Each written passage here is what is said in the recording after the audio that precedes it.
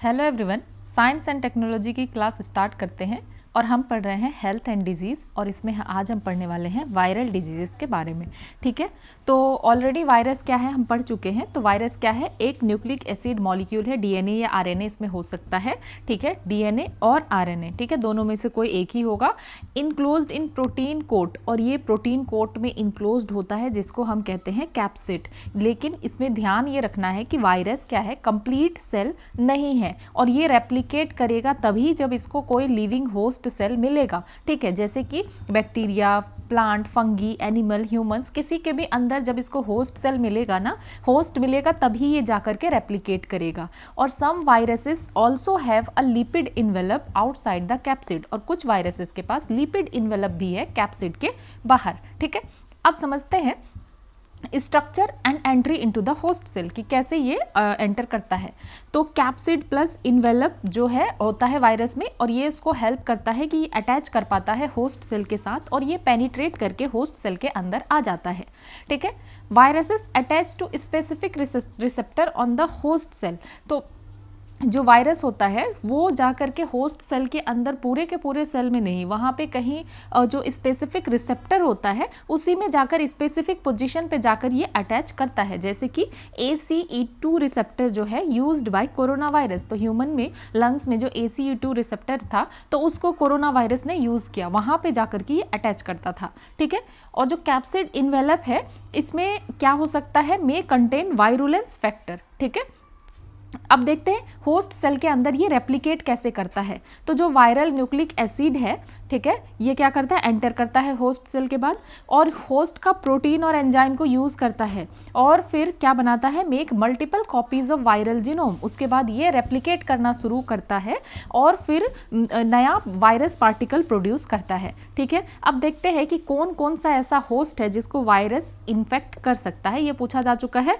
तो ये बैक्टीरिया को इन्फेक्ट कर सकता है, बैक्टीरियोफेजेस मतलब वायरसेस इन्फेक्टिंग बैक्टीरिया। ठीक है, तो बैक्टीरिया को ये इन्फेक्ट करेगा, फंगी को करेगा, प्लांट्स को, एनिमल्स को, ह्यूमन बीइंग्स को, ये सभी को जो है कर सकता है। ठीक है, अब वायरसेस का टाइप देख लेते हैं। न्यूक्लिक एसिड के बेस पे एक डीएनए वायरस होगा, आरएनए वायरस होगा। तो जो डीएनए वायरस होगा उसमें जेनेटिक मटेरियल डीएनए पाया जाएगा। ठीक है, DNA virus usually double stranded DNA पाया जाता है और रेयरली सिंगल स्ट्रैंडेड होता है, बेसिकली डबल स्ट्रैंडेड होता है। रेप्लिकेशन एंजाइम अगर देखें तो डीएनए डिपेंडेंट डीएनए पॉलीमरेज को ये यूज करता है। एग्जाम्पल जैसे कि एडिनो वायरस। ठीक है, एडिनो वायरस कौन सा वायरस है, डीएनए वायरस है। देन आरएनए वायरस में क्या होगा, जेनेटिक मटेरियल आरएनए होगा और आरएनए है तो ये सिंगल स्ट्रैंडेड आरएनए को यूज करता है और कभी कभी ये डबल स्ट्रैंडेड आरएनए को भी यूज कर सकता है।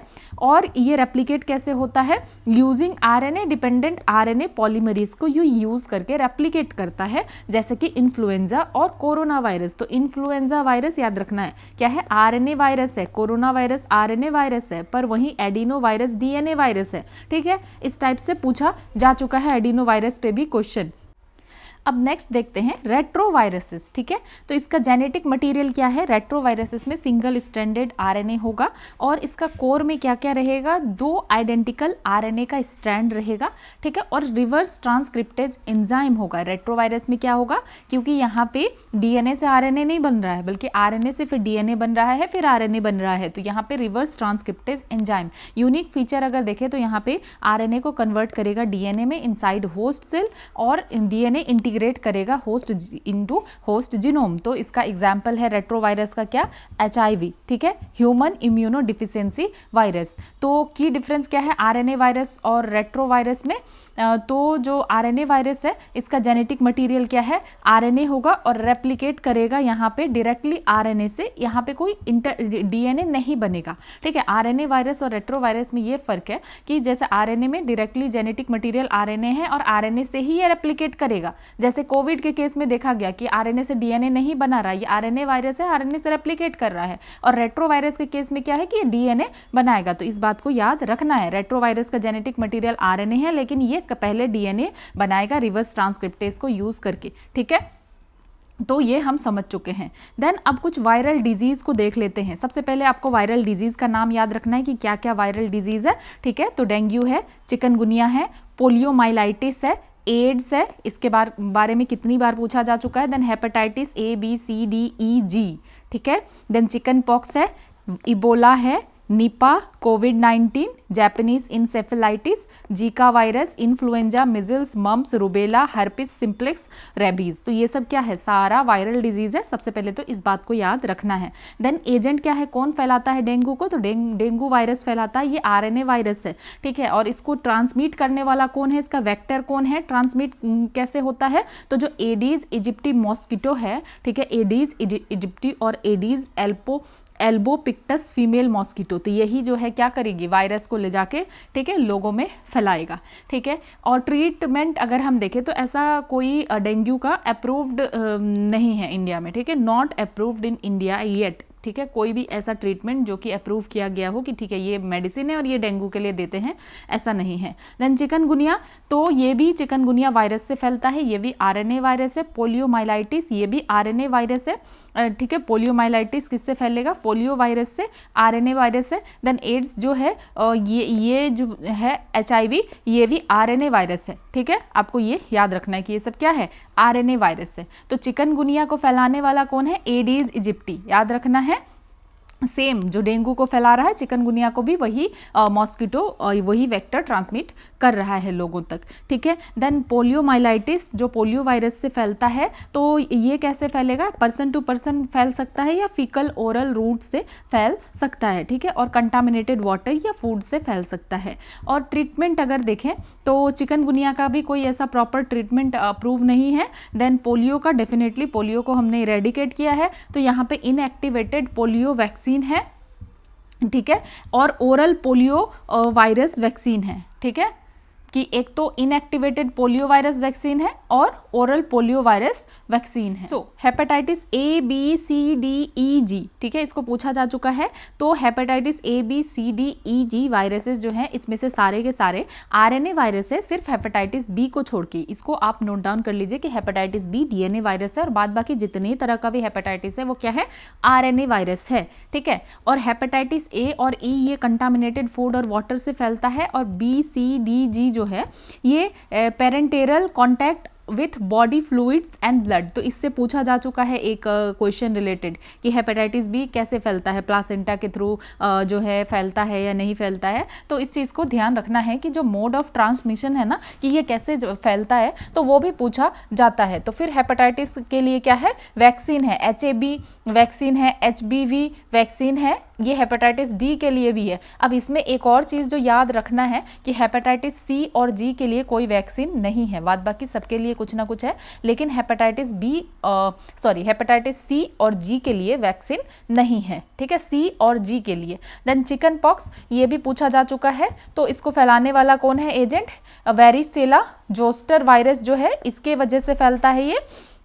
देन ये कैसे फैलेगा, एयरबॉर्न और डायरेक्ट कॉन्टैक्ट। देन ट्रीटमेंट अगर देखें तो वेरीवैक्स या प्रोक्वाड MMRV, तो ये कुछ इसका ट्रीटमेंट भी अवेलेबल है। देन इबोला वायरस का एजेंट अगर देखें तो जायरी इबोला वायरस, ये सबसे डेडलीस्ट स्ट्रेन है, ठीक है, जायरे का है ये, जायरे का इबोला वायरस ये सबसे डेडलीस्ट स्ट्रेन है। Sudan Ebola virus, then Tai forest Ebola virus, Bundibugyo Ebola virus, ये सारे जो है RNA वायरस है। याद रखना है जितने भी इबोला वायरसेस हैं RNA वायरस है, उसमें से जायरी इबोला वायरस सबसे डेडलीस्ट है।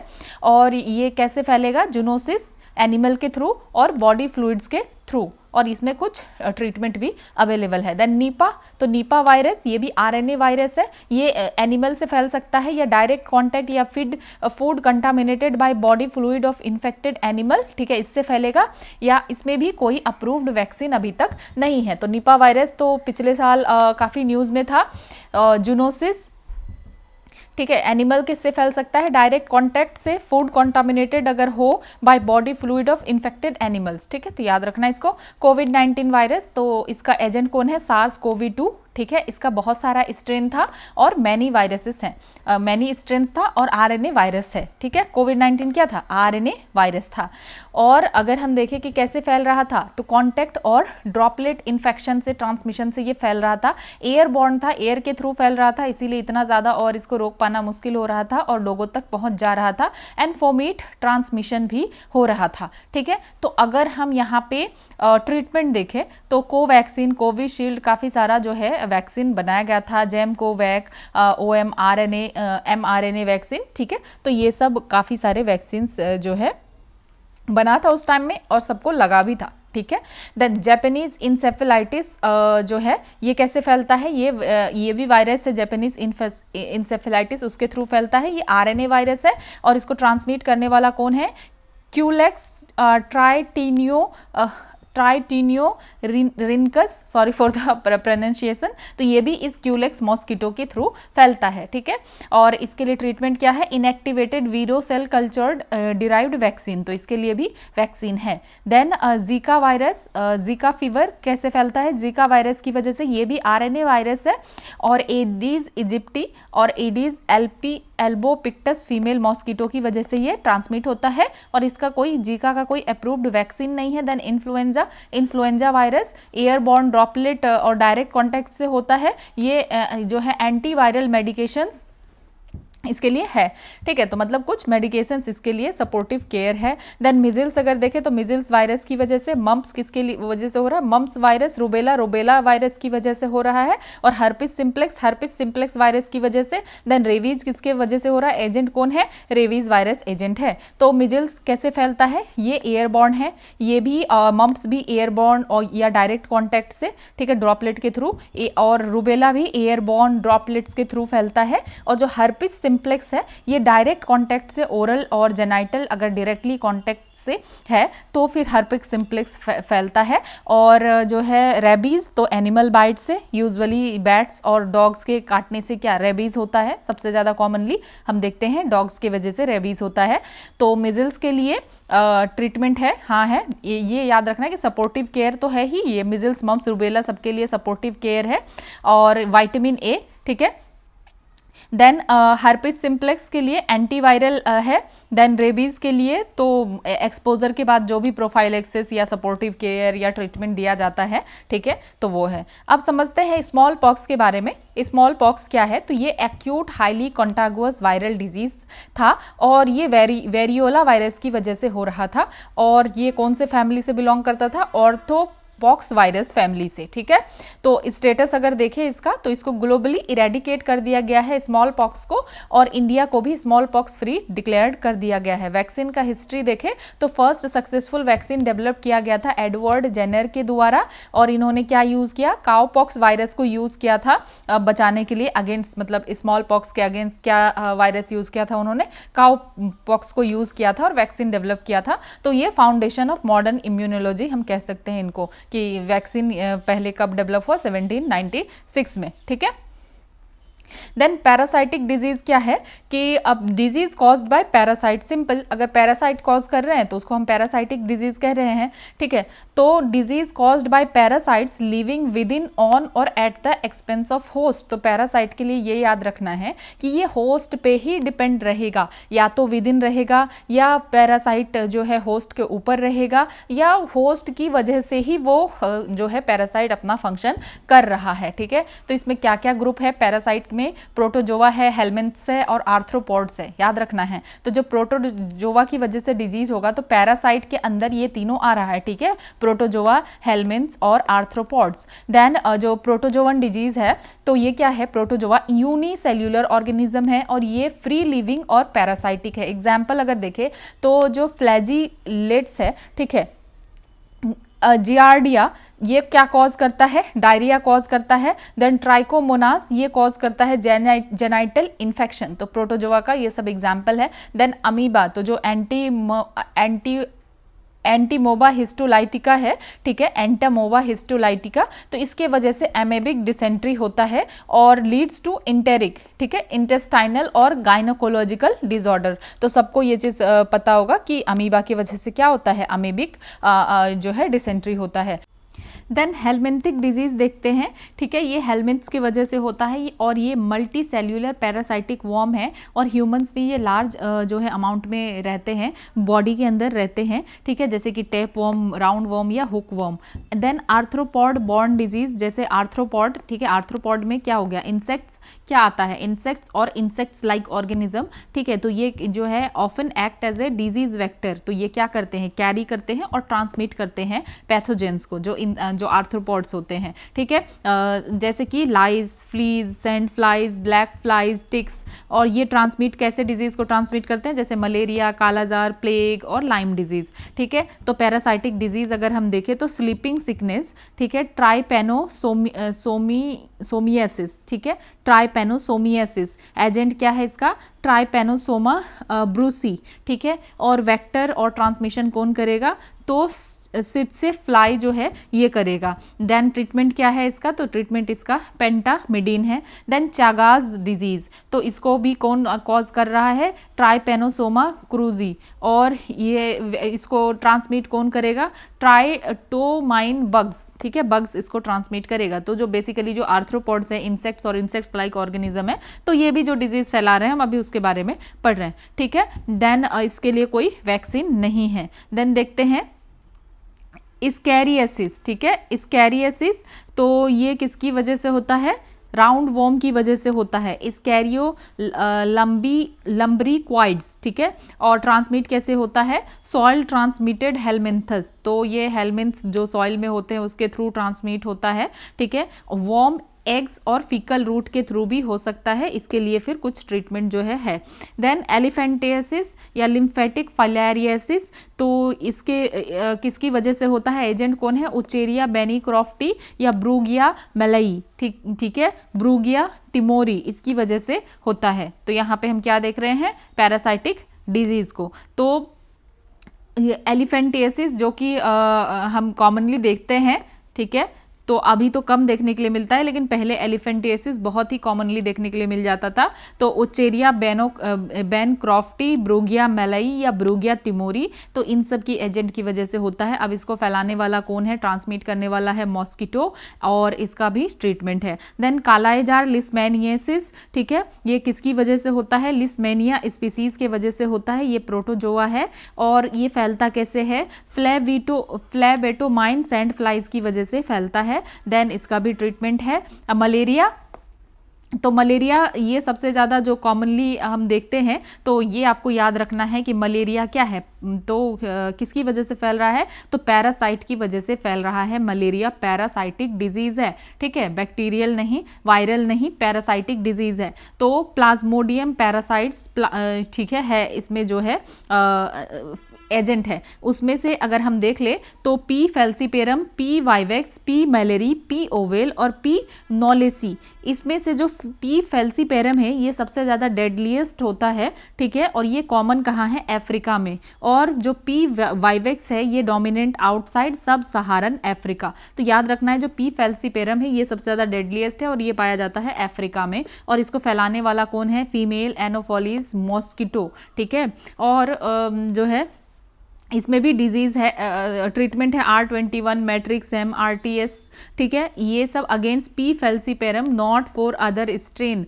तो ये जो है ना, ये सारे मेडिसिन किसके लिए है, पी फैल्सीपेरम के लिए है, सारे स्ट्रेन के लिए नहीं है। तो अगर ऐसा स्टेटमेंट बन के आ जाता है कि सारे जो मलेरिया के सारे स्ट्रेन के लिए ट्रीटमेंट अवेलेबल है, तो ऐसा नहीं है। तो जो है R21 ये सब जो भी है पी फैल्सीपेरम के लिए है।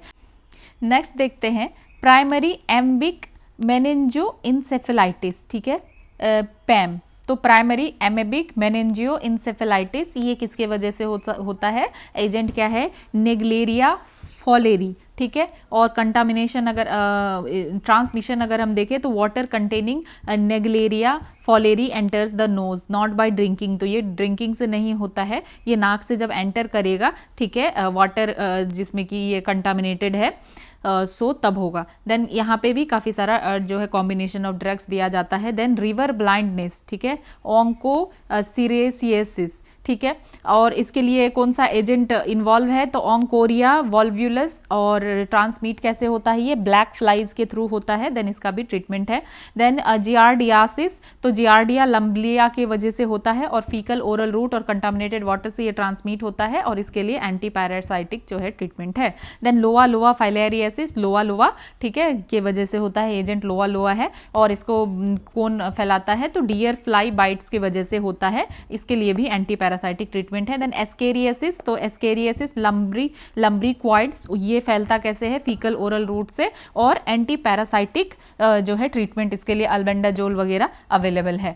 तो अब जो है आपको बस ये याद रखना है सबसे पहले तो कि कौन सा वायरल डिजीज है, कौन सा बैक्टीरियल डिजीज है, ठीक है, ये बहुत इंपॉर्टेंट है। तो इसको आप एक बार सबसे पहले तो याद कर लीजिए कि कौन कौन सा कैसा डिजीज है। तो बैक्टीरियल डिजीज याद रखना है, tuberculosis, diphtheria, cholera, leprosy, whooping cough, ठीक है, tetanus, plague, gonorrhoea, syphilis, then typhoid, pneumococcal disease, streptococcal pharyngitis, bacterial meningitis, leptospirosis, anthrax और ब्रूसेलियोसिस, ठीक है, ब्रूसेलोसिस। तो ये याद रखना है, ये क्या है, बैक्टीरियल है। एंड वायरल में जो सबसे मेजर हमें देखने के लिए मिलता है डेंगू, डेंगू काफ़ी ज़्यादा होता भी रहता है, लोगों को तो पता होना चाहिए। Dengue, then chikungunya, poliomyelitis, polio ये भी क्या है, वायरल। देन एड्स, हेपेटाइटिस क्या है, वायरल, याद रखना है। हेपेटाइटिस क्या है, बैक्टीरिया इन्वॉल्व है इसमें, नहीं, इसमें वायरस इन्वॉल्व है, और सारे के सारे वायरस क्या है, आरएनए वायरस है, सिर्फ हेपेटाइटिस बी में ही डीएनए वायरस है। देन चिकन पॉक्स, ठीक है, देन इबोला, इबोला में भी सारे वायरस जो है आरएनए है, और जो सबसे डेडलीस्ट है वो जायरे।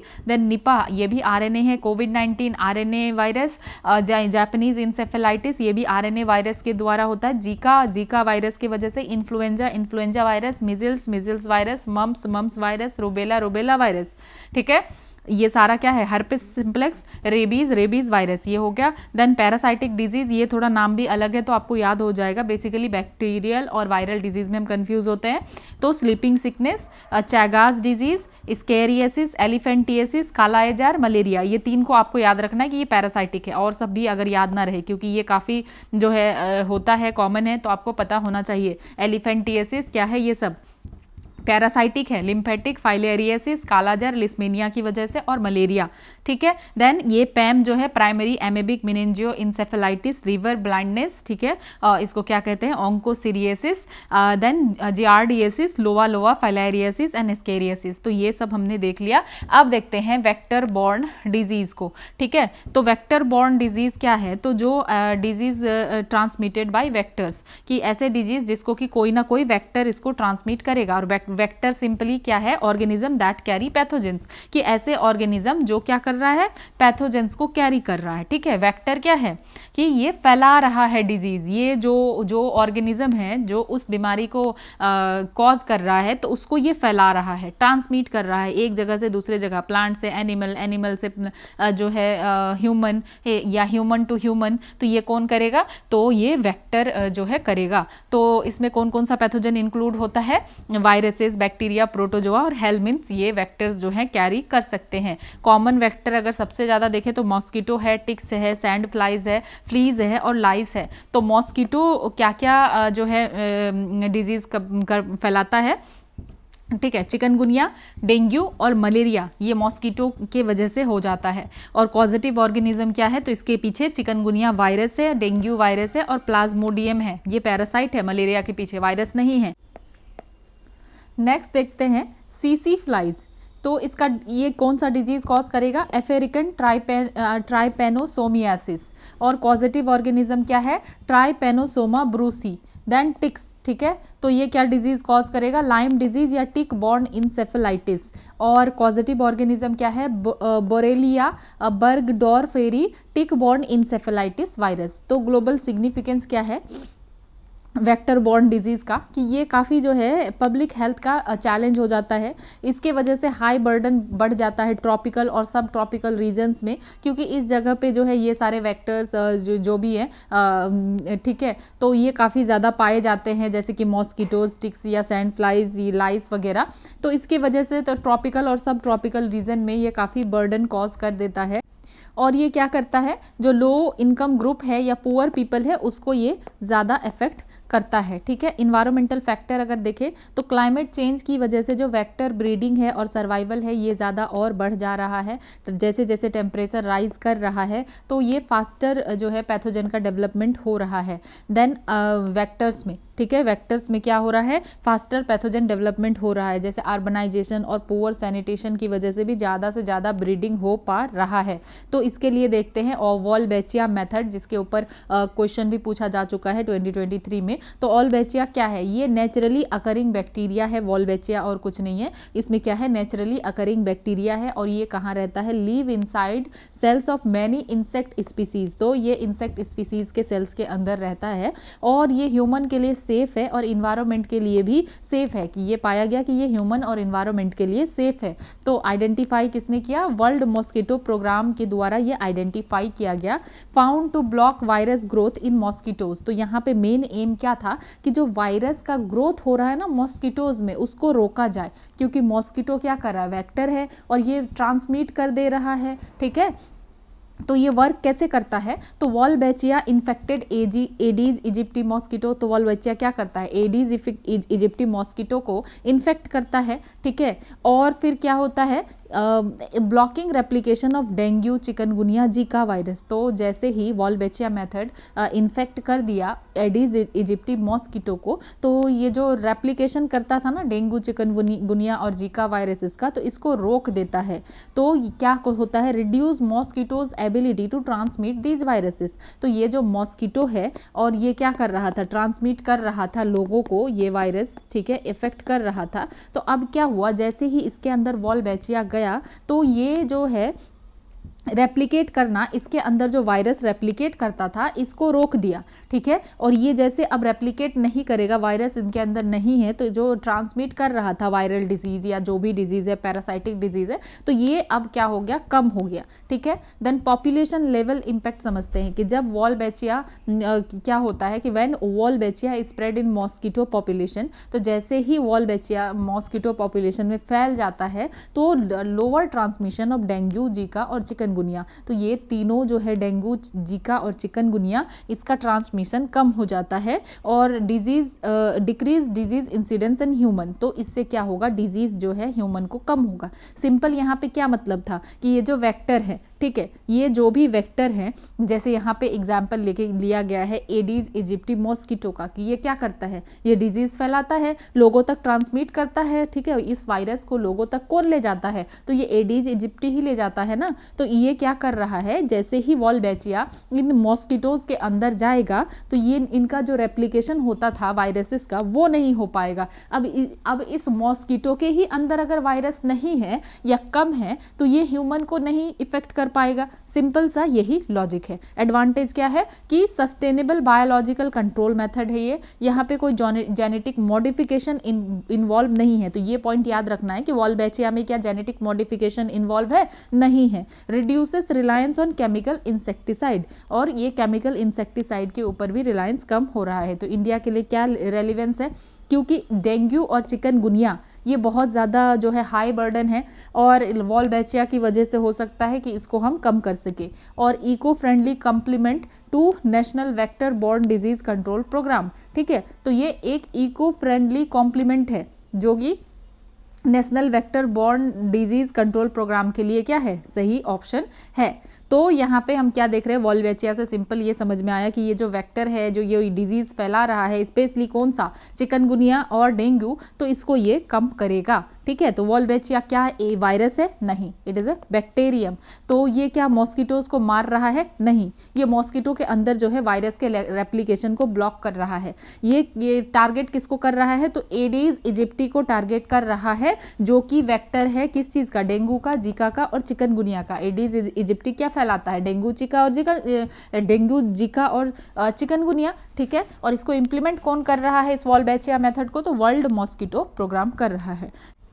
अब नेक्स्ट देखते हैं एक्स्ट्रा गिलियन बैरे, ठीक है, एक्स्ट्रा गियन बैरे या गिलियन बैरे। तो ये क्या कैसा सिंड्रोम है, जीबीएस, ये एक rare but serious neurological disorder है जहाँ पे बॉडी का इम्यून सिस्टम जो है गलती से अटैक कर देता है खुद के ही पेरिफेरल नर्व को, ठीक है। और ये नर्व क्या करते हैं, connect your brain to your muscles and skin, the damage often leads to muscles weakness. तो ये जो है ना एक्स्ट्रा गिलियन बैरे सिंड्रोम की वजह से मसल्स वीक हो जाएगा, सेंसेशन का लॉस हो जाएगा और सीवियर केसेस में टेम्परेरी पैरालिसिस ये सब भी हो सकता है। तो ये मुझे न्यूज़पेपर से मिला था तो आई थॉट कि ऐड कर लूँ। तो ये क्या है, rare but serious neurological disorder है जिसमें कि बॉडी का इम्यून सिस्टम खुद अटैक करने लगता है खुद के ही पेरिफेरल नर्व्स पे। देन कोरोना वायरस के बारे में देख लेते हैं, कोविड-19, ठीक है। तो ये क्या था, रेस्पिरेटरी वायरल डिजीज था, कॉजेटिव ऑर्गेनिज्म क्या था, सार्स कोवी-2 वायरस, और ये स्प्रेड कर रहा था रेस्पिरेटरी ड्रॉपलेट और एरोजोल के थ्रू।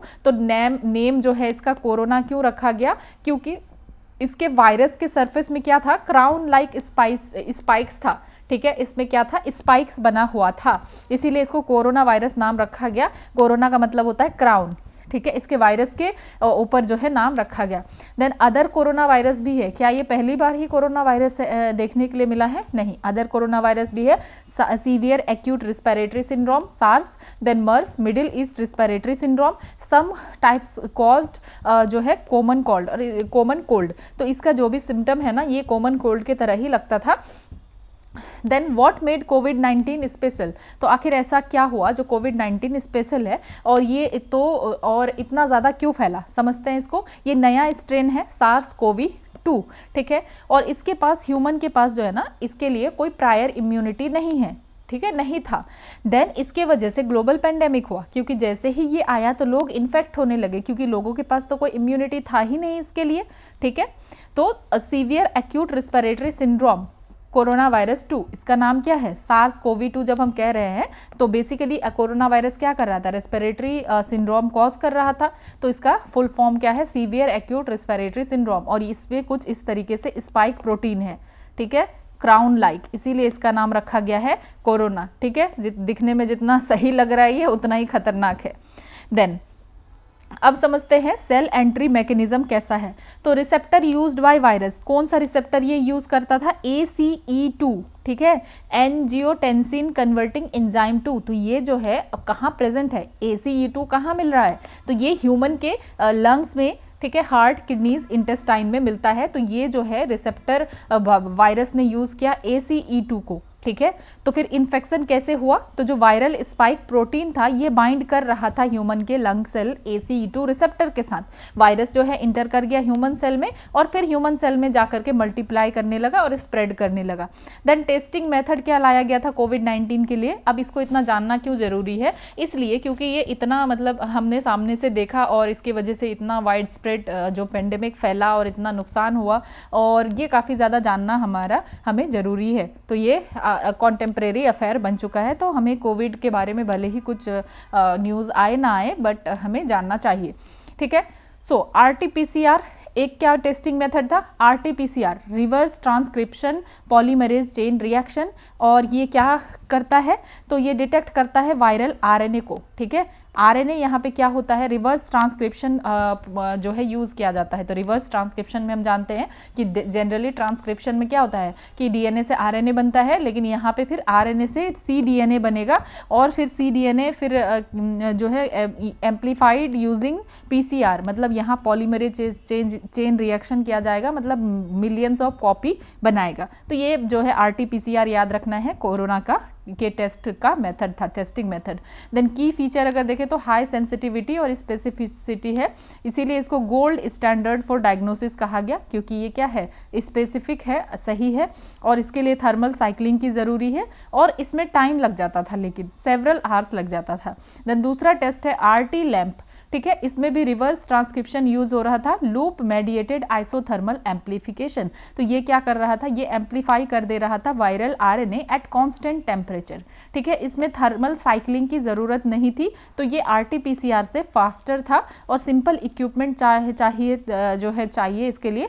तो मास टेस्टिंग और आउटब्रेक्स के लिए इसको यूज़ किया गया, ठीक है, लेकिन ये थोड़ा सा लेस सेंसिटिव है RT-PCR से, RT-PCR हाईली स्पेसिफिक है और हाईली जो है सेंसिटिव है, लेकिन इसमें यही था कि थोड़ा टाइम ज़्यादा लगता था। देन TMA याद रखना है, ट्रांसक्रिप्शन मीडिएटेड एम्प्लीफिकेशन। तो ये क्या करता है, ये एम्प्लीफाई करता है RNA डायरेक्टली यूजिंग एंजाइम्स। तो यहाँ पे एंजाइम्स का यूज़ होता था और इसमें जो है DNA कन्वर्सन की ज़रूरत नहीं थी। जैसे PCR में हम क्या देख रहे थे, रिवर्स ट्रांसक्रिप्शन हो रहा था, DNA कन्वर्जन की ज़रूरत पड़ रही थी, लेकिन यहाँ पे ऐसा नहीं होगा। ठीक है, तो की फीचर क्या है, ये भी हाई सेंसिटिव है और स्पेसिफिक है और रैपिड रिजल्ट ये देता था, shorter time to result then RT-PCR। तो RT-PCR से कम टाइम में रिजल्ट देता था और use in automated diagnosis platform. ठीक है, तो कोविड-19 वायरस क्या था, SARS-CoV-2 वायरस था और वायरस रिसेप्टर इन ह्यूमंस। तो ह्यूमन के किस सेल से, किस रिसेप्टर से जाके ये अटैच होता था,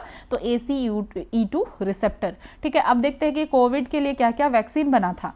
ठीक है, यह है तो कोवैक्सीन डेवलप किया गया था किसके द्वारा, भारत बायोटेक। तो वैक्सीन के ऊपर भी क्वेश्चन बन चुका है। टाइप क्या है, इसमें इनएक्टिवेटेड वायरस वैक्सीन है। ठीक है, क्या है इसमें, इनएक्टिवेटेड वायरस वैक्सीन है। तो हम ऑलरेडी सारे टाइप को पढ़ चुके हैं कि इनएक्टिवेटेड का मतलब क्या होता है। ठीक है, then uses killed SARS-CoV-2 particles. तो इसमें क्या है कि किल्ड है, इनएक्टिवेटेड मतलब वायरस एक्टिव नहीं है, इसमें किल्ड SARS-CoV-2 का पार्टिकल को यूज किया गया है। तो ये क्या करता था, trigger immune response without causing disease को, कि डिजीज को कॉज किए बिना जो है ये इम्यून सिस्टम को ट्रिगर करता है।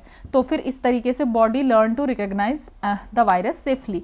देन कोविशील्ड, तो इसको भी बहुत यूज़ किया गया इंडिया में। कोवैक्सीन, कोविशील्ड दोनों लोगों ने बहुत जो है वैक्सीन, ये दोनों वैक्सीन को लगवाया। तो कोविशील्ड को इसको डेवलप किसने किया, तो ऑक्सफोर्ड एस्ट्राजेनिका ने इसको डेवलप किया। ये वायरल वेक्टर वैक्सीन था। ठीक है, इसमें क्या किया गया कि use modified adeno virus to carry spike protein gene. तो इसमें जो है मॉडिफाइड एडिनो वायरस को यूज किया गया ताकि ये कैरी करेगा स्पाइक प्रोटीन जीन को। ठीक है, तो ये क्या था, non replicating chimpanzee adeno virus vaccine carrying SARS-CoV-2 spike protein gene. और बायोलॉजिकल एस्पेक्ट क्या है कि इसमें सेल क्या करता था, स्पाइक प्रोटीन जो है बनाता था, इम्यून सिस्टम माउंट्स रिस्पॉन्स। और फिर जैसे स्पाइक प्रोटीन, ये वैक्सीन गया, ठीक है, और इसने स्पाइक प्रोटीन बनाया, फिर इम्यून सिस्टम को लगा कि अच्छा ठीक है, कुछ तो अलग पार्टिकल आया है, फिर वो रिस्पॉन्स देगा और इसी तरीके से बॉडी फिर फ्यूचर इन्फेक्शन को के लिए लड़ना सीख जाता है। तो बेसिकली वैक्सीन क्या है कि हम क्या कर रहे हैं कि बॉडी में पहले से हो सकता है वो वायरस है ही नहीं, लेकिन हम एनी हाउ किसी भी तरीके से उसको जो है इनएक्टिवेटेड फॉर्म में या मॉडिफाई करके जो है उसको बॉडी के अंदर डाल रहे हैं। तो उससे क्या होगा, इम्यून सिस्टम को लगेगा और वो भी इस तरीके से डाला जाता है कि वो इन्फेक्ट नहीं करेगा, वो आपको नुकसान नहीं पहुंचाएगा। तो फिर बॉडी को पता चल जाता है कि ठीक है ये वायरस है और फ्यूचर में ये कभी अगर आए तो उसके साथ फाइट करना है और वो लड़ने का मैकेनिज्म सीख जाता है। ठीक है, देन जाइकोव-डी टाइप क्या है, ये DNA प्लाज्मिड वैक्सीन है। तो first of its kind in India, जो ये DNA वैक्सीन पहला ही इंडिया में इस टाइप का, ठीक है, देखने के लिए मिला। तो ये यहाँ पे क्या होता है, सर्कुलर DNA को इंट्रोड्यूस किया जाता है और ये फिर स्पाइक प्रोटीन बनाता है। बायोलॉजिकल एस्पेक्ट देखें तो क्या होता है कि DNA एंटर करता है सेल में और सेल फिर बनाता है स्पाइक प्रोटीन और फिर ट्रिगर करता है immune response. Then Sputnik V, ठीक है, वायरल वेक्टर वैक्सीन है ये। इसमें 2 डिफरेंट एडिनो वायरस को यूज किया जाता गया है। ठीक है, for 2 doses. Then biological aspect अगर हम देखें तो reduce impact of pre existing immunity to vector और ये फिर इनहेंस करता है ओवरऑल रिस्पॉन्स। देन कॉर्बीवैक्स, ये इंडिया का इंडिजिनसली डेवलप्ड कोविड-19 जो है वैक्सीन है। इसको डेवलप किसने किया, बायोलॉजिकल ई लिमिटेड हैदराबाद में। और ये टाइप कैसा है, तो प्रोटीन सब यूनिट वैक्सीन है और इसमें सिर्फ स्पाइक प्रोटीन रहता है, कोई लाइव वायरस इसमें नहीं है। तो फिर क्या होता है कि directly exposes immune system to spike protein, safe और स्टेबल है। देन कोवोवैक्स, ये कैसा है, प्रोटीन नैनो पार्टिकल वैक्सीन है और ये नोवावैक्स टेक्नोलॉजी के ऊपर बेस्ड है और इसको डेवलप किसने किया, सीरम इंस्टीट्यूट ऑफ इंडिया ने डेवलप किया। बायोलॉजिकल एस्पेक्ट देखें तो ये रिकॉम्बिनेंट स्पाइक प्रोटीन को यूज करता है। ठीक है, फिर स्ट्रॉन्ग इम्यून एक्टिवेशन होता है विथ एडजुवेंट। ठीक है, एडजुवेंट के बारे में हम ऑलरेडी जान चुके हैं कि एडजुवेंट क्या है। अगर आपको पता है तो आप कमेंट बॉक्स में जरूर बताएं कि एडजुवेंट क्या है। ठीक है, देन इनकोवैक, इसको डेवलप किसने किया? भारत बायोटेक ने इसको जो है डेवलप किया, और ये फर्स्ट इंट्रानेजल कोविड-19 वैक्सीन है, ठीक है। इंट्रानेजल मतलब नोज के थ्रू दिया जा रहा है, बेस्ड ऑन एडिनो वेक्टर के ऊपर बेस्ड है, और इसको जो है इमरजेंसी में यूज़ करने के लिए कहा गया है कि ठीक है इमरजेंसी यूज़ किया जा सकता है। तो ये हम पूरा कोविड-19 और वायरस भी पूरा देख चुके हैं। अब देखते हैं फंगल डिजीज मीन्स माइकोसिस। तो माइकोसिस क्या है? तो इन्फेक्शन कॉज बाय फंगी, ठीक है। फंगी में क्या क्या आया? मोल्ड्स और ईस्ट। तो फंगी के वजह से जो इन्फेक्शन हो रहा है उसको हम माइकोसिस कहेंगे। तो कॉमन फंगल इन्फेक्शन क्या है? म्यूकोर माइकोसिस, ब्लैक फंगस, और ये म्यूकोरल मोल्ड्स की वजह से होता है। ये साइनस, ब्रेन और लंग्स को अफेक्ट करता है, और स्पेशली इम्यून कॉम्प्रोमाइज्ड या डायबिटीज़ या कोविड पेशेंट्स को हो सकता है, ठीक है। ये कोविड के बाद ब्लैक फंगस वाला जो है देखने के लिए मिला था। देन न्यूमोकोसिस्टिस न्यूमोनिया, ठीक है, पीसीपी, ये किसके द्वारा कॉज होता है? Caused by pneumocystis jirovecii. Then ये क्या करता है? न्यूमो, जैसे ही न्यूमो आ गया तो समझ लीजिए कि ये क्या करेगा? लंग्स को अफेक्ट करेगा। ये कॉमन किस में होता है? HIV और एड्स पेशेंट पे होता है। तो यहाँ पे याद रखना है ये जो फंगल इन्फेक्शन है, ठीक है, तो ये इम्यूनो कॉम्प्रोमाइज्ड लोगों में जो है ज़्यादा होता है। देन एस्परजिलोसिस, ठीक है, तो ये एस्परजिलस स्पीसीज की वजह से होता है। ये लंग्स और रेस्पिरेटरी डिजीज़ को जो है रेस्पिरेटरी सिस्टम को अफेक्ट करता है, और इसमें भी हायर किसको रिस्क होता है? जिसका इम्यूनिटी लो है, ठीक है। देन डर्मेटोफाइटिक इन्फेक्शन टीनिया, ठीक है, तो ये फंगी का इन्फेक्शन है। ये स्किन, हेयर और नेल्स में हो सकता है। रिंग वॉर्म इसकी वजह से होता है, या एथलीट्स फूट होता है, ठीक है, और ये जो है कॉमन है across many organisms. Then fungal infection in HIV, तो मेजर फंगल कॉन्ट्रीब्यूटर्स अगर हम देखें तो क्रिप्टोकोकस की वजह से जो है ना मेनिंजाइटिस हो जाता है। देन कैंडिडा की वजह से ओरल और सिस्टेमिक इन्फेक्शन हो जाता है, और एस्परजिलस की वजह से लंग डिजीज हो जाता है, और म्यूकोर की वजह से इन्वेजिव इन्फेक्शन हो जाता है। तो इसका क्या मतलब है कि फंगल डिजीज जो है ना अपॉर्चुनिस्टिक है, और ये क्या करता है? जैसे ही इंसान कोई भी इम्यूनो कॉम्प्रोमाइज्ड है तो उसको ये फंगल डिजीज होने का चांस ज़्यादा हो जाता है। तो ये ज़रूरी क्यों है जानना? क्योंकि इसके वजह से हाई मॉर्बिडिटी हो जाता है, और ये अपॉर्चुनिस्टिक है ड्यू टू लो इम्यूनिटी, कि जैसे इम्यूनिटी कम हुआ बस ये आ गया कि ठीक है अब इसके पास तो ताकत है नहीं, तो ठीक है इसको बीमार करते हैं और ज़्यादा, ठीक है। देन अब समझते हैं नॉन कम्युनिकेबल डिजीज़ के बारे में। हमने अब तक वो डिजीज़ पढ़ा जो कि फैलता था, ठीक है, कि एक से दूसरे में फैल सकता है। उसके लिए हमने देखा कि वेक्टर है, कि ये वेक्टर जो है ले जा करके इस डिजीज़ को फैलाएगा, ठीक है। सबसे पहले हमने क्या देखा कि कोई भी एजेंट है, और उस एजेंट की वजह से ये बीमारी फैल सकता है, और उसको फैलाने वाला कोई ना कोई वेक्टर होता था। जैसे मॉस्किटो मॉस्किटो देख लिया, या कुछ भी, या कंटामिनेटेड वाटर, ठीक है, इस तरीके से। अब हम पढ़ रहे हैं नॉन कम्युनिकेबल डिजीज़।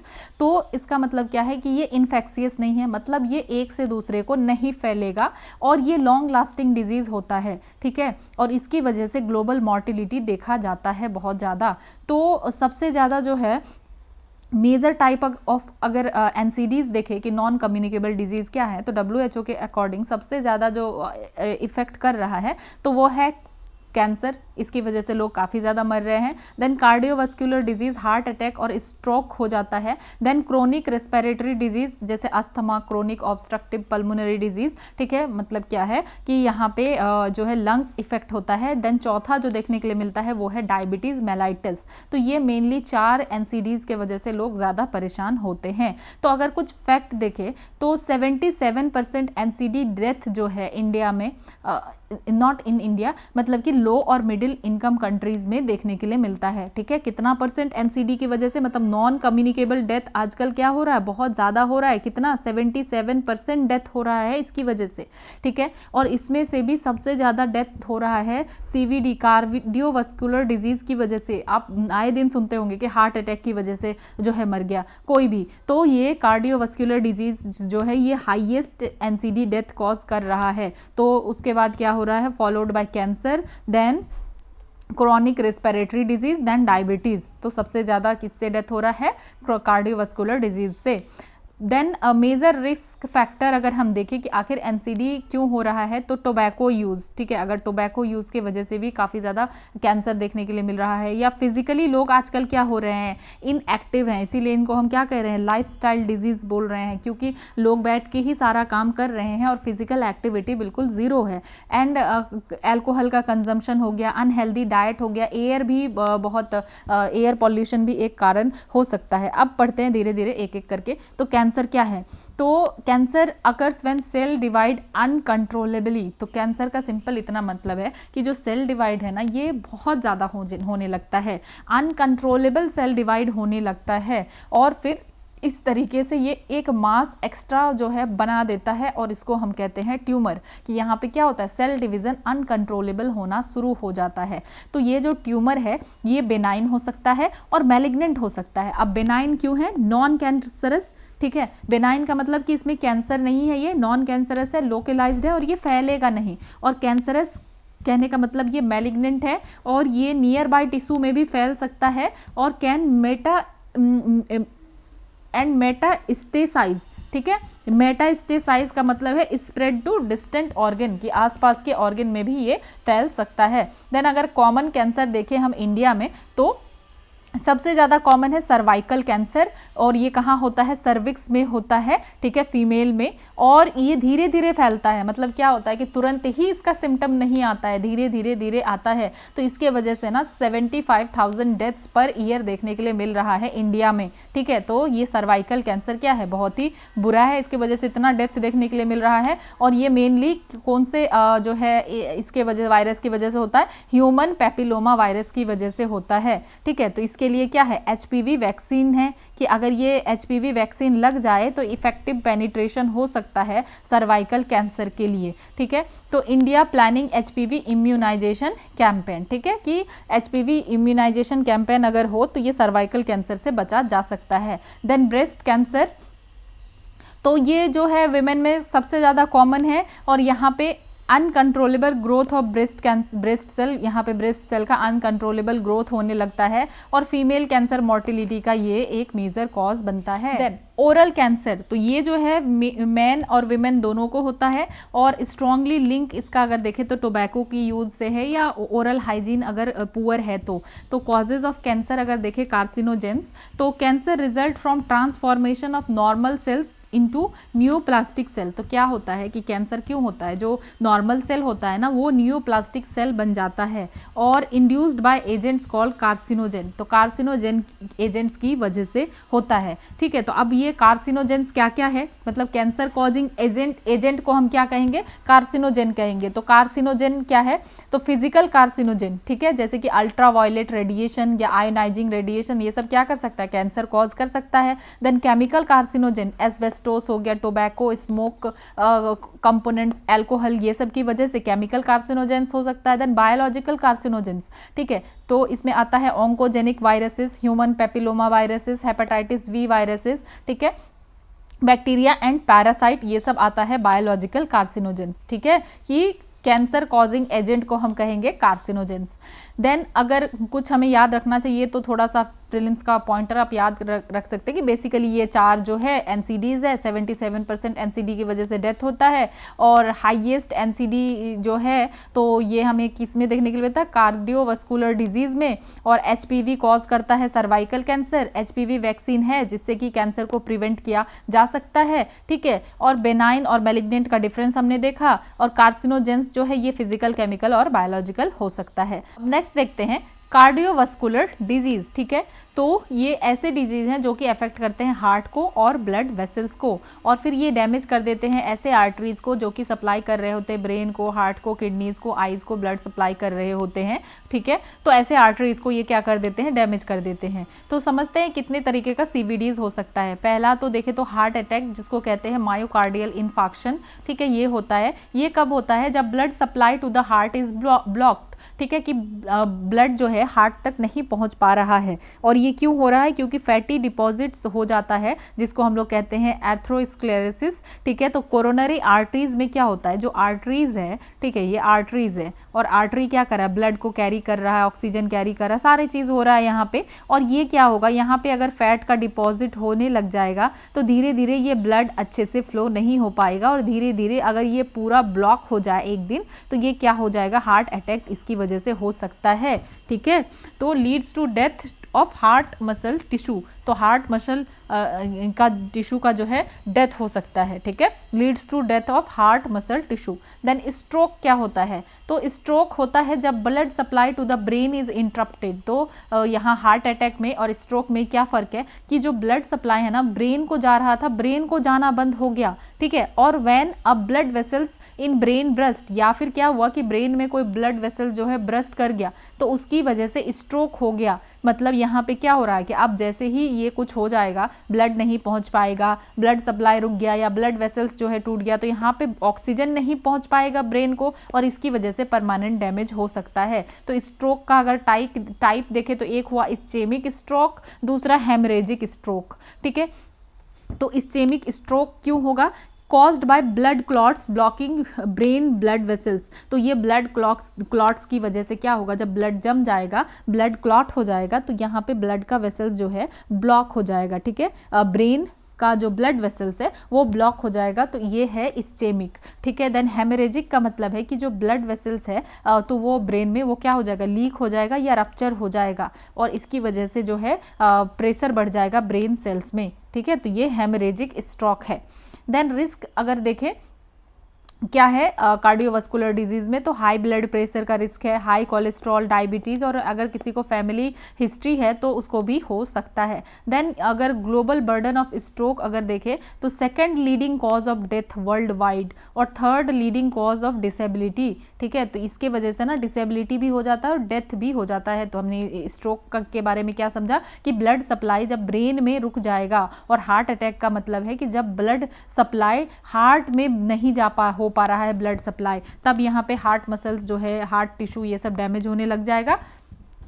और ब्रेन में हमने क्या देखा कि ब्रेन को जब ऑक्सीजन मिलना बंद हो जाएगा तो इसकी वजह से स्ट्रोक हो जाएगा, और इसमें हमने देखा इस्चेमिक जो कि ब्लड क्लॉट्स की वजह से होगा, और ये ब्लॉक कर देगा ब्रेन का ब्लड वेसल्स को। देन हेमरेजिक ये कब होगा, जब ब्लड वेसल्स लीक हो जाएगा या रप्चर हो जाएगा, मतलब क्या होगा, ब्लीडिंग होने लग जाएगा। ठीक है, तो ये हमने देखा। देन अब समझते हैं क्रोनिक रिस्पिरेटरी डिजीज। ठीक है, तो ये ऐसा डिजीज है जो कि अफेक्ट करता है लंग के स्ट्रक्चर को। ठीक है, एयरवेज या लंग स्ट्रक्चर को अफेक्ट करता है। ये लॉन्ग टर्म और प्रोग्रेसिव होता है, मतलब धीरे धीरे बढ़ रहा होता है।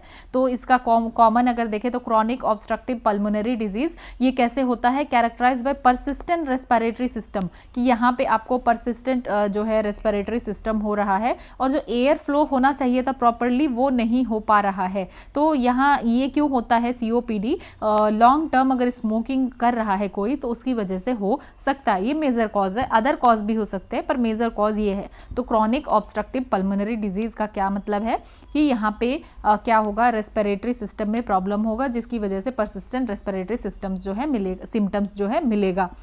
देन अस्थमा, तो ये chronic inflammatory disease of Airways. ठीक है, अस्थमा या आजमा कहते हैं। तो chronic inflammatory disease of Airways, तो जो एयरवेज है ना उसमें इन्फ्लामेशन हो जाएगा, इसके वजह से सांस नहीं ले पाएंगे, चेस्ट में टाइटनेस होगा या वीजिंग होगा। ठीक है, तो इसको कैसे जो रेस्पिरेटरी डिजीज को मैनेज किया जा सकता है, तो ये क्यूरेबल तो नहीं है। अब एक बार इसमें कुछ प्रॉब्लम डिस्ट्रक्शन हो गया तो वो हो गया है, पर मैनेज कर सकते हैं। तो उसके लिए ब्रोंकोडायलेटर्स या ओपन एयरवेज का यूज़ किया जा सकता है, स्टेरॉइड्स कुछ यूज़ किया जा सकता है, जिससे कि जो इन्फ्लामेशन हो गया है उसको रिड्यूस किया जा सके। ठीक है, तो गोल क्या है कि सिम्टम को कंट्रोल करे, ताकि जो जिस भी इंसान को ये हो चुका है तो वो बेटर क्वालिटी ऑफ लाइफ जो है जी सके। तो रिस्क फैक्टर क्या है, क्यों होगा ये? अगर कोई टोबैको स्मोक कर रहा है, एयर पॉल्यूशन है या ऑक्यूपेशनल केमिकल जा रहा है उसके जो है लंग्स में, या चाइल्डहुड रेस्पिरेटरी इन्फेक्शन हो चुका है। तो अब समझते हैं चौथा नंबर जो कि है डायबिटीज मेलाइटिस। तो क्या है डायबिटीज? ये क्रॉनिक मेटाबॉलिक डिसऑर्डर है, ठीक है। मेटाबॉलिज्म में प्रॉब्लम होगा यहाँ पे। इनसफिशियंट, या तो इंसुलिन प्रॉपरली जो है नहीं बन पा रहा है, या इनइफेक्टिव यूज ऑफ इंसुलिन, या इंसुलिन का प्रॉपर इस्तेमाल नहीं कर पा रहा है। तो इसकी वजह से जो है क्या होगा, ब्लड ग्लूकोज का लेवल बढ़ जाएगा, जिसको हम कहेंगे हाइपरग्लाइसेमिया। क्या मतलब है? जो इंसुलिन है ये क्या करता है, बॉडी में ग्लूकोज के लेवल को डाउन करता है, और जब ये इंसुलिन प्रॉपर काम नहीं कर पाएगा तो उसकी वजह से क्या होगा, ब्लड ग्लूकोज लेवल एलिवेट हो जाएगा। तो टाइप ऑफ डायबिटीज अगर देखें तो type 1 diabetes mellitus, then type 2 diabetes mellitus. तो टाइप 1 डायबिटीज मेलाइटिस क्या है? तो इसमें पेनक्रियाज प्रोड्यूस करता है लिटिल और नो इंसुलिन। तो इसमें क्या हो रहा है टाइप 1 में कि यहाँ पे पेनक्रियाज प्रोड्यूस ही नहीं कर पा रहा है इंसुलिन को। इसके लिए फिर क्या चाहिए, डेली इंसुलिन एडमिनिस्ट्रेशन चाहिए, और ये ज़्यादा डेंजरस है क्योंकि यहाँ पे डेली इंसुलिन की ज़रूरत है। और कॉज क्यों होता है, जेनेटिक प्रीडिस्पोजिशन या इन्वायरमेंटल फैक्टर की वजह से। अब समझते हैं हम टाइप 2 डायबिटीज़ मेलाइटिस, जो कि सबसे ज़्यादा कॉमनली यही लोगों को होता है। तो यहाँ पे क्या होता है, इंसुलिन रेसिस्टेंस और इनएडिक्वेट इंसुलिन प्रोडक्शन, कि यहाँ इंसुलिन बन रहा है पर उतना नहीं जितना बनना चाहिए, और यहाँ बिल्कुल बन ही नहीं रहा है, ठीक है, लिटिल और नो।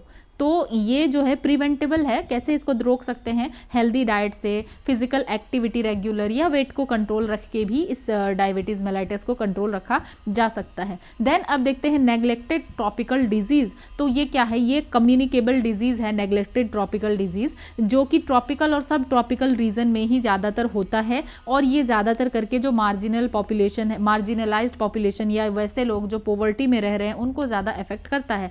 एग्जाम्पल अगर देखें एंटीडीज का, तो नोमा, ठीक है, कैनकरम ऑरिस। तो इसमें क्या होता है, गैंग्रेनस डिजीज हो जाता है माउथ और फेस में। गैंग्रेनस डिजीज के वजह से है कि जो है जो भी सेल है वो सेल का डेथ होने लगता है, उसमें कोई ब्लड फ्लो सप्लाई ये सब नहीं हो पाता है, ठीक है। तो ये जो है इफेक्ट किसको करेगा, मेनली जो माल नरिश चिल्ड्रन है उसको इफेक्ट करेगा। और अदर जो एंटीडीज है, मतलब नेग्लेक्टेड ट्रॉपिकल डिजीज में आता है dengue, chikungunya, rabies, leishmaniasis, leprosy और लिम्फाइटिक फाइलेरियासिस। तो ये ज़्यादातर करके कौन से एरियाज में, जहाँ पे ट्रॉपिकल और सब ट्रॉपिकल रीजन में, जहाँ पे ज़्यादा से ज़्यादा वेक्टर्स हैं, यहाँ पे ये होता है, ठीक है। तो ग्लोबल इनिशिएटिव्स क्या है इसके लिए, तो लंदन डिक्लेरेशन है 2012 का, देन किगाली डिक्लेरेशन है 2022 का, ठीक है। एम क्या है कि कंट्रोल करो, एलिमिनेट करो और पूरा का पूरा इरेडिकेट ही कर दो एंटीडीज को, ठीक है। तो ये है नेग्लेक्टेड ट्रॉपिकल डिजीज। देन अब समझते हैं लाइफस्टाइल डिजीज।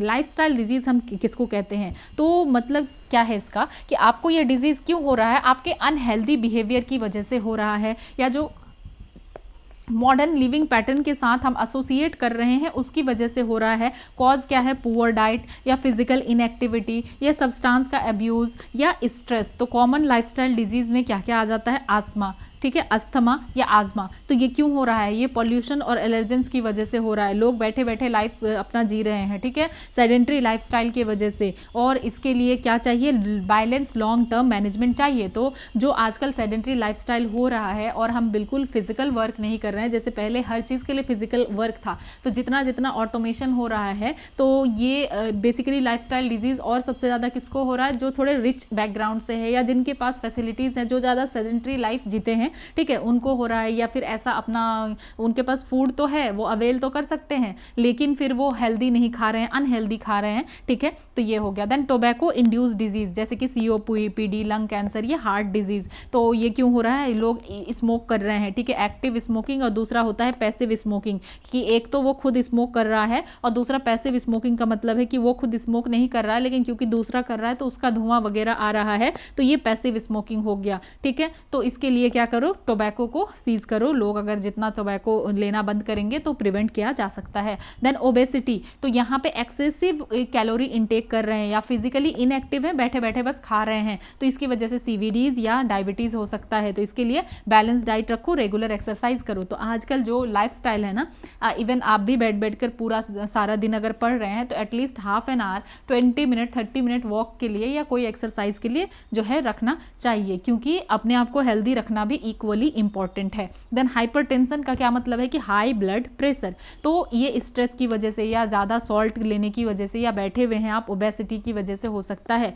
तो मेजर रिस्क फैक्टर क्या है, heart disease, stroke, controlled through lifestyle changes. तो अगर जिसको ये सब कुछ प्रॉब्लम है, ब्लड प्रेशर हाई है, तो वो क्या कर सकता है, सॉल्ट का इंटेक कम कर दे, स्ट्रेस कम से कम करे, और ओबेसिटी, बैठ बैठ के लाइफ को जीने से बेटर है मोटापा कम करो। ठीक है, ये कुछ रीजन है।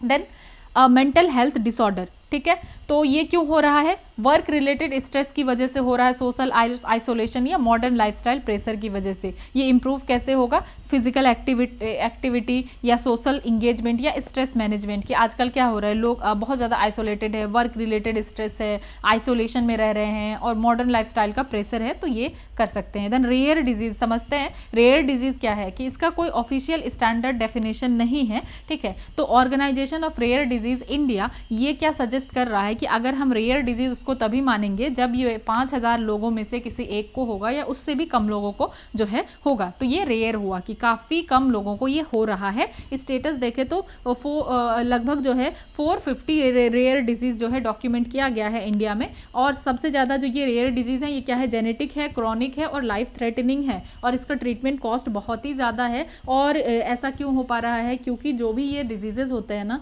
इनिशियली पता नहीं लगता, इसका एकदम कॉमन सिम्टम होता है और धीरे धीरे प्रोग्रेस कर जाता है। तो डिलेड डायग्नोसिस है, ये मेजर चैलेंज है। अगर पहले डायग्नोसिस हो तो इसको ठीक किया जा सके, लेकिन अगर डायग्नोसिस ही डिलेड है तो कैसे ठीक किया जाएगा। देन कॉमन रेयर डिजीज में क्या आता है, ऑटो इम्यून डिजीज, ठीक है, Gaucher's disease, haemophilia, then sickle cell anaemia, thalassaemia या मस्कुलर डिस्ट्रॉफीज। ठीक है, तो ये सब क्या है, कॉमन रेयर डिजीज है कि ये हो रहा है लोगों को, लेकिन बहुत कम लोगों को हो रहा है। देन गवर्नमेंट का इनिशिएटिव क्या है, और इक्वली डेंजरस भी है ये सब डिजीज़। तो गवर्नमेंट का इनिशिएटिव क्या है, national policy for treatment for rare disease 2021 का की फीचर क्या है, इसमें क्लासीफाई किया गया है रेयर डिजीज़ को 3 ग्रुप्स में। ठीक है, ट्रीटमेंट के बेसिस पे, कॉस्ट के बेसिस पे या कितना केयर नीड है उसके बेसिस पे। ठीक है, तो ये फाइनेंशियल असिस्टेंस प्रोवाइड करता है और इस्टेब्लिश करता है सेंटर्स ऑफ एक्सीलेंस। ठीक है, इनकरेजेस इंडिजिनस ड्रग डेवलपमेंट की, ज़्यादा से ज़्यादा इंडिजिनस यहाँ ही ड्रग को डेवलप किया जा सके, रिसर्च और डेटा रजिस्ट्रीज हो सके।